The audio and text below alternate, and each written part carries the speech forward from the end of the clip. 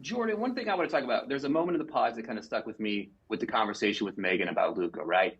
Her response about wanting him to be involved in the process with you. As a parent myself who kind of went through the same process of trying to find love with, what people call quote unquote baggage, you know what I mean? Your response to that kind of melted my heart because that's what I found with my wife. Your response to that, talk to me of what's going through your head and why it meant so much to you in that moment. Yeah, I just for me, obviously there's so many unknowns doing this experience, and it just was really important that like my son wasn't gonna get put on the back burner. Like I wanted to be a family. That's what I went on there for. And yeah, it just why would you ever want to be with somebody that doesn't want to include your kid or raise them as one of their own? That's obviously very important. Megan did such a she's such an amazing person in that aspect. So yeah, I just went in there being intentional, and I wanted to make sure that if I was going to propose to somebody, they understood that me and Luke are obviously a package deal. Blake, you had two connections in the pods with, Anna and Megan, and of course we saw her leave the show. And of course, shortly after you did. Did her leaving play a part in what you did? And what's kind of going through your mind to make that decision? Yeah, I think ultimately, and I knew this going into the experiment, but the timeline of the experiment, it's very condensed, and the odds aren't in your favor when you go into it. But I think I am, to a fault, a very practical thinker at times, and I think I just started doing the math in my head. And we were kind of getting towards the end of the experiment, the pod section, and I think I just realized I'm probably someone who needs a bit more time.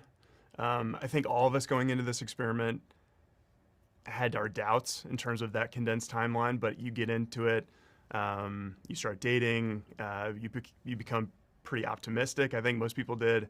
And then at some point, for some of us, and myself included, I think it kind of hits you like, hey, this might not be in the cards for me. Jordan, you kind of went through. Talk to me about making that transition, right, from the pods to this bubble in Mexico, and then of course to the real life, and adding those things into your life. What was that like for you, and trying to blend that all together with your new fiance? Yeah, it was just a challenge for both of us because me and Luca's mom had kind of chatted back and forth on if we wanted to include him in the experience and everything, and we felt at the end of the day it was best to just not he's just not old enough to really understand what we were trying to do, so we wanted to leave him out. So that wasn't fair for Megan to, we were living together and she couldn't get the whole, like, what is life going to be after we're married because, my son's not in the picture because we're not necessarily living together the 100% of the time. But yeah, it was just totally lost my train of thought there. But No, you're wrong, man. Yeah, yeah. But yeah, that's all I got on that. My favorite question to ask people, obviously, now that you have gone through the experiment, is love blind? It's a great question. That is probably the question. I would say for the viewers who haven't seen it, you got to tune in next week. Yeah, I just October 1st, only on Netflix.